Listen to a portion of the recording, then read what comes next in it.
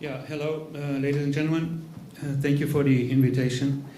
So, I'm not employed at PwC, but I'm outside advisor. And I'm a pioneer in the whole AI field. I have invented a couple of technologies in AI, especially what you've seen just in the presentation before, chatbots. I have launched the first chatbot applications and also developed the first robo-advisors in financial services industry. So, because I'm so long involved already in AI, I've seen all these waves coming and going, and the current wave is, in my eyes, a little bit scary because there's a lot of hype there, a lot of exaggeration. People think that AI will solve all your problems. That's not true, trust me. You will still experience a lot of failures of AI. I mean, you see self-driving cars and stuff like that.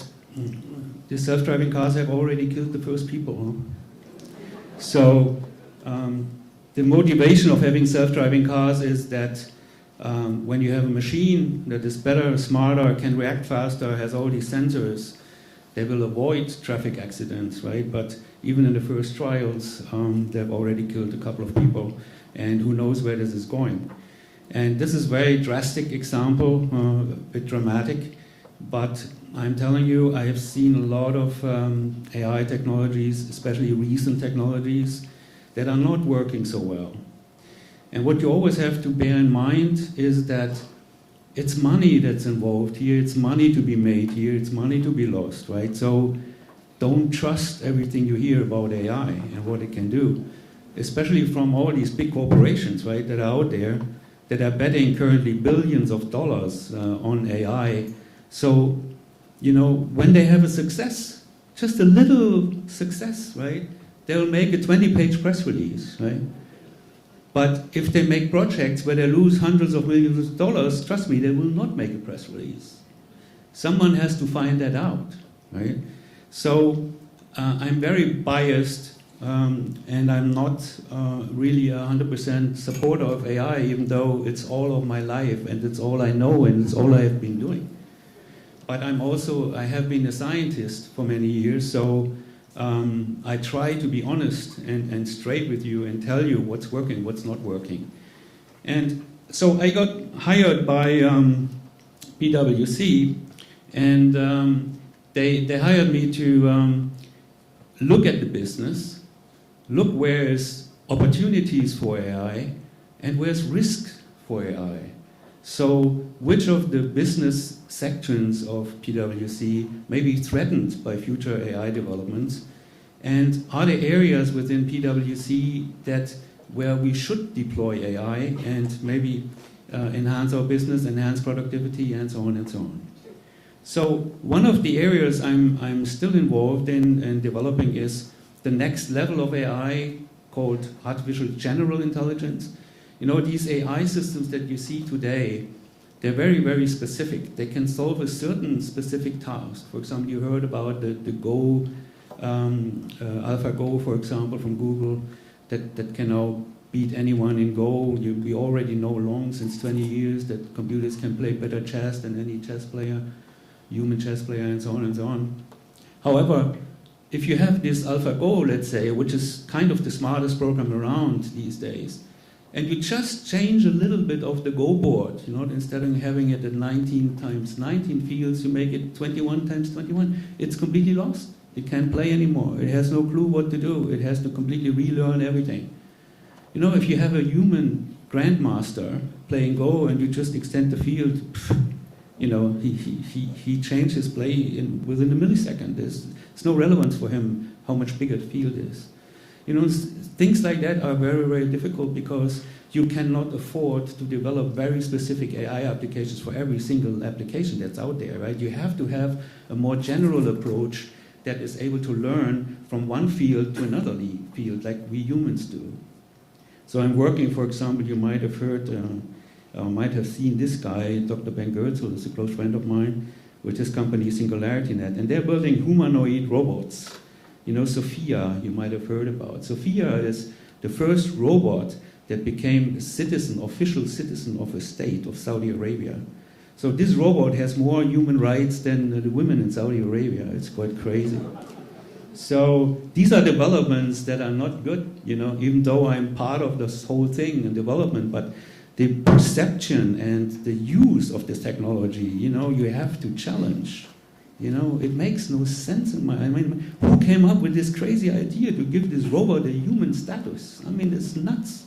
This is just mechanics, you know, nothing else. Why not make your bicycle a human all of a sudden, isn't it? It's just nonsense. All right, so what I'm going to talk about a few minutes now is the project I'm involved in within PwC. So as you can imagine, I can't talk really about details, right, because of IP protection and stuff like that, and they would fire me if I would do that. So I better don't do that. But I'm not only working for PwC, I work for big banks, multinational banks, funds, and so on and so on. And every single project I will mention here is a real project that I'm working on, that the bank or the client is working on, or PwC. So it's not just some, you know, blah blah. It's real stuff that's happening and will face you very soon. So one of the first things I have noticed, and that was quite a shock to me, was that, you know, normally technology is faster than regulators, right? Much, much faster sometimes. But that's not true in AI. For example, here, the American Tax Authority, IRS, is deploying AI to find loopholes, legal loopholes in tax regimens. So you know that all these large companies out there, you know, from Microsoft, I just picked Microsoft here, but they all do that pretty much. They have these very sophisticated, high-paid lawyers and tax advisors that tell them how to structure their taxes so that they don't pay taxes, right? That's the whole point. It's also a big part of PwC business, right? Advising people to optimize, you know, the taxes.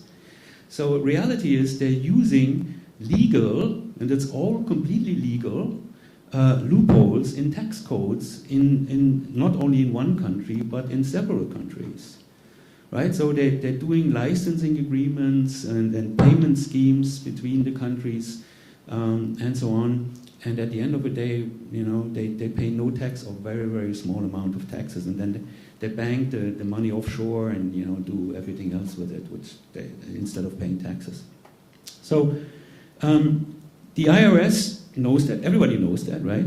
And the question is now how to avoid this. So what they're doing and what they have done and are still doing and improving it, they take the tax code, and not just the US tax code, also the tax code of other countries, in which, you know, these major multinational companies are working, and analyze the tax code automatically with some very smart algorithms. And what they do is they automatically detect chains of actions that you can do legally within the tax regiment to avoid paying taxes or to minimize paying taxes. And they find this in an automated way. Now, this is a big thing for a government or regulator, right? Because, you know, we as PwC, for example, for us it's good business to analyze tax and to do audits. But for the government, it's a big effort, right? You don't really have like thousands of auditors like we have. We have 250,000 people. Pretty much half of them are auditors. A government doesn't have so many auditors, qualified auditors, especially auditors that can judge, you know, audits that cross borders, you know, cross countries. So for a government, it's a big problem to do these audits, and they use this to automatically check companies that apply their taxes, whether it is a good time to check their finances or not, whether it's a good time to do an audit or not. I think it's a very, very smart approach, right? Because you have to handle your resources and you want to increase the chances if you do an audit that you find something, right? You don't want to do an audit with a big company like a Facebook or Google or so, billions of dollars, and then at the end of the day, it turns out you can't do anything as the government, right? You can't collect taxes or so. So I think this is a very smart approach, and doing this, if the government is doing this, the auditors have to do this as well. It can't be that the government is smarter than the auditors, right? It has to be the other way around. So you have to do the same thing, and I'm telling you, this will come towards you very, very quickly. You have to be able to automatically understand, analyze, transaction possibilities within tax codes. It's a very, very big theme coming up. Very closely associated is legal. Now imagine, the speakers already mentioned before that, the legal activities are becoming more and more part of your job as an accountant or auditor. You have to understand all the legal implications of certain things like licensing agreements, rental agreements, and so on and so on. And what's happening there is dramatic. And this is one of the biggest areas we're working in, is try to automate legal activities. But as you can understand, that's a very tricky subject, right? You need to understand natural language, you need to understand the legal text. And this is very, very difficult. This is still one of the holy grails of AI, right? You saw that demo where the bot, made an appointment for a haircut. I mean, that's a joke. I'm telling you, it's a joke. It's 5 casual sentences going back and forth, right? And it has nothing to do with understanding. The bot just reacts on certain keywords and questions. To understand the legal document is a completely different league of processes, right? And we are far away from that. But it also means that's where everything is going, really understanding complex legal documents, analyzing it, finding critical points. And, if you just miss, let's say, the word not in a sentence, right? If you do this and this, something happens or something not can happen, right? Your analysis is completely off, right? It's the opposite of what it should be. And this is just a very, very difficult area, but an area where pretty much everyone in the AI field is interested in getting progress. A big part of an audit firm is to audit quarterly reports, annual reports, and so on and so on. And as you can imagine, to automate that part would be a big step forward. I used to be a CEO of a public American company for 20 years, and doing these quarterly reports and annual reports is just a pure headache. It's a horrible, annoying thing to do, and I would have never believed actually that it would work for an audit firm, right? Because as a CEO of an American public company, the auditors are not your friends, right? They're your enemies. They want to find your mistakes and want to kill you, right? So. But if you look at these reports, a second look will tell you that it's actually an area that can be automated quite easily, right? So what happens, like when I did an IPO, we went public, the first annual report was just a horrible piece of work. It took, I don't know how long, and we had 20 lawyers involved, and so on and so on. But then come the quarterly reports, and what happens is you do a first quarterly report, that's for the first quarter, and then the second quarter report is pretty much 90% the same as the first quarter report, just you change the numbers. And when the numbers are like bigger than 5% different from the last quarter, you have to put in some kind of an explanation why they are bigger or smaller. But that's it. You can audit. This is pretty much like making an appointment with your hairdresser. It's not difficult to really do that. So you can imagine a lot of people trying to do this, automating financial reporting. As complex as these look on the surface, if you really dive into it, it's actually not so difficult to automate progression in reports. Another area, this is one of my key fields of expertise, these smart bots and so on. Every firm, every big company now has a smart bot on their website or somewhere for client interfacing. Reality is that these smart bots are not as smart as they are called, right? And normally, the classical way would be, right, you call a company and then in the company there has a taped voice that says, press 1 if you want this, press 2 if you want this. Now you don't have to press anymore, but you have to say the right thing though. if you say the wrong thing, you know, it will send you somewhere off, or you have to call again, right? So these smart bots are not smart. They are bots, but they're not so smart. So, and why is that? Because if people really don't know that they're talking to a bot, or they think it's a smart bot, they will ask just anything, right? Like you would do with a person. You have a person in front of you. You can chat with that person about anything, not just about, you know, the specific task. I mean, with some people you can only do that, but with most people you shouldn't be able to. So that means the more vertical the application is, the easier it is. But if it's broad, like the first line of defense for example, in a call center, it's nearly impossible, because the knowledge that this bot would need would be tremendous, like a human, right? It's just not possible. So another approach, therefore, is instead of having a smart bot somewhere that can answer everything, you make smart documents. And that is a much better approach, because it means, let's say you have a document, let's say rental agreements or so. Most of these documents are standard, like 90% is the same, and then there's just some customization. And what you can do is you can put an interactive component to a document where people can ask questions related to the document, right? So if you get something like that in a digital form online, you have a document, let's say a rental agreement, and you don't understand the paragraph, you can ask, I don't get it, well, what is this for? Then there's a very high chance that you can have an AI in the background that can answer that question, right? But if you allow the people to start flirting with the bot or something like that, then it won't work, right, anymore. But I tell you, the future in a lot of areas that involve accounting also will be so-called smart documents. And we spoke about that already, that, you know, one of the few innovations. I'm telling you, there are some innovations coming towards you, really, really interesting innovations. So the next step from these, you know, classical spreadsheets will be so-called intelligent dashboards that not only can use and will use numeric data, but any kind of data, unstructured data as we call it, language fragments, social data, social media data, movies, audio clips, and so on and so on. You can talk to this dashboard.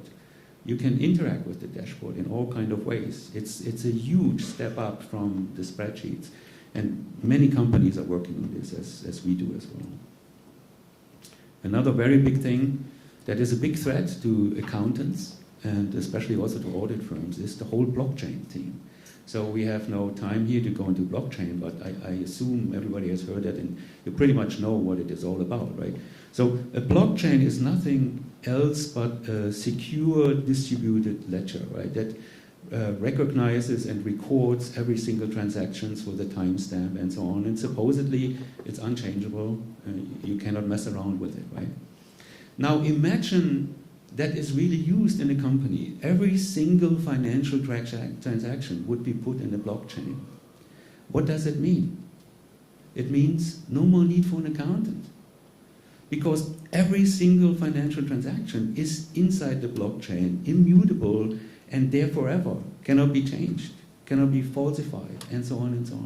So in theory, it means this would kill the accounting profession. This would kill PwC, for example. So we don't like that, right? So, but the fact is, you need to deal with this. So it's out there, and before some people invent something that uses this, that kills our business, we better do it ourselves, right? We kind of kill part of our own business to survive. So the blockchain technology is mostly known for the cryptocurrency and bitcoins. I mean, everybody has heard about that, right? And there's a big hype around that. So a big part of the business, sorry that I always make this noise here. A big part of our business, for example, right now is to deal with these cryptocurrencies. You know, in what sense are they money or more considered like currency or like stocks or something like this, like securities. So as a big part, we have like 40 clients that are, you know, having ICOs. And the problem there is there's a lot of fake out there, right? There's a lot of fake AI also. But in this place, it's even worse because it's a place where you can make money, right? And lots of money. And you don't need to do anything. You create a virtual currency, right? So to analyze these transactions is very tricky. So if you don't understand blockchain as an auditor or as an accountant, you have no real way to assess this. You have no way to know what's going on. So for us, this is a key focus of activities, understanding cryptocurrencies and understanding ICO processes and how they work. And the next step is, all of these companies that are using these cryptocurrencies and inventing these cryptocurrencies use so-called smart contracts. So what a smart contract is actually nothing else but a generalized currency. So what you do is you put what you want to do into a program form, and then you put this whole thing on the blockchain. That means you execute it automatically in a sense, and it cannot be modified, and all the financial transactions are cast in stone, and that's it, right? Again, a big threat for audit and accounting because everything is automated. But there's also a huge chance for future activities of auditors. And the reason is, I skip that because it takes too long, is that these smart contracts are neither smart nor contracts in a way. They are programs, they are executed programs. And what the problem is now is you have a real life contract, right? Let's say, again, a rental agreement or license agreement or something. You put this in the form of a smart contract and put this on the blockchain. How do you know that this smart contract really does what your real life contract says and wants, right? How do you know that the program that is programmed to implement the license agreement really does what the license agreement says? So you need a new form of audit, an audit that is a program audit, right? You need to analyze the program, the correctness of the program, no longer the correctness of the financial data and the booking of the financial data. You need to understand program code. I mean, who of you knows programming? Right? Raise your hands. Who can program? See? Like 1 or 2 out of, 300? Yeah, you did that, man. Maybe you're hiding, but reality is like that. So what is needed in the future is, because a lot of financial transactions will be blockchain based. You might not like it, but it's going to happen. So the future audit and the future accounting will be related to these smart contracts. And you have to be able to understand software code and audit software code. Find out whether there are bugs, whether it's correct, whether the additions are correct, whether the transactions are correct, and so on and so on. It's a very big thing. And the last point I want to talk about is another area where, whether you like it or not, it's coming, and it's already here actually, is this whole field of Internet of Things and IoT, right? Devices are getting smarter. Everybody has a smartphone, right? They're called smartphones, but they're dumb phones. They're just communicating. You can't talk to a smartphone, right? I mean, you have Siri and so on, but really, if you try Siri, you will realize you try it 5 times and you stop trying it, right? Because there's no point, right? So, again, it's language understanding, it's intelligence, but that is just a smartphone, right? In the future, you will have all kind of devices will get smarter and smarter, and they will have communication skills. It's the most important thing. They will all be connected to each other, and they can retrieve information, and so on and so on. And so everybody knows that it's a triviality. However, what most people do not realize is that what can happen when these things become, in a sense, autonomous. And they have serious intelligence, and it's just a matter of time, right? I'm as I said, I'm critical about AI, but I'm in general positive about the future, right? They will get smarter and smarter and smarter. It will take some time, but they will get there. So what you can see in the future and what you will see is you will have these autonomous objects, like autonomous cars. Right now, everybody focuses on the car's ability to drive and not kill people, which should be the first priority, right? I agree with that. However, what will come in the future is that these cars will execute financial transactions, right? So the future will be that you have an autonomous car, you order the car, let's say on your phone, the car is coming, along the way the car realizes, oops, my energy level is too low, I need to recharge. So the car drives to the next recharging station, recharges, pays wirelessly, the provider of the recharge, and then comes to you, picks you up, and drives you wherever you want to go. So, but this simple transaction is, if you think about it, is a major change in our, economic concepts. A couple of 100 years ago, we have invented companies. Everybody takes companies now, is just a basic concept, right? Everybody knows what a company is, but intellectually, the invention of companies was a huge thing and a huge breakthrough, right? Because all of a sudden you have something completely immaterial, something you cannot touch, right? A company is more than the set of all its assets, right? You can sue a company and so on and so on. The company can act on behalf of others, it can do financial transactions and so on and so on and so on. So the company is a legal subject. What is happening now is objects will become legal subjects and economic subjects. So what will happen sooner or later is the following scenario. Imagine you have companies like Uber, right? So Uber buys whatever, 1,000 cars, autonomous cars, and makes them, deal with people, pick up people, send them everywhere. Sooner or later, the individual cars will get smarter and smarter, right? So the car will take care of all its expenses. It will take care of its own maintenance. For example, it will go to a garage when it knows it has its sensors and it feels something is wrong, right? It will automatically, without even the company getting involved, drive to a garage, get repaired. It will pay the garage, through its transaction mechanisms with Uber. At some point, the car will realize, gosh, I need to pay every month 25% of my income to Uber. Why the hell am I doing this? Why do I not finance that part and buy my shares back? So I can decide with whom I work, with Uber or someone else. Maybe I only have to pay 20% instead of 25%. Or maybe I do it myself, I organize my clients myself, I go to the internet and make a posting and I get rid of Uber. So it's like the step from slavery to freedom, right, in the world for objects. You might laugh about that. We are not far away from this. And you think about, what can happen to cars can happen to buildings, for example, smart buildings, the same thing, right?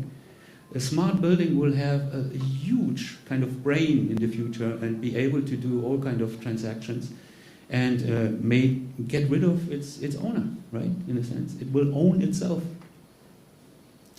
It sounds crazy, right? But this is interesting stuff. So what I'm working on, for example, is so-called DAOs, distributed autonomous organizations or companies. You might have heard about that. And that is the future, really, in that space, in that whole IoT space, because, if you have a company that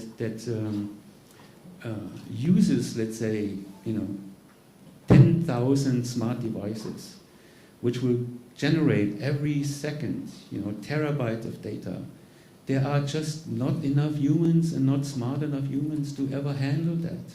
So you need AI to handle that. But then you ask yourself, why do I need humans in the first place?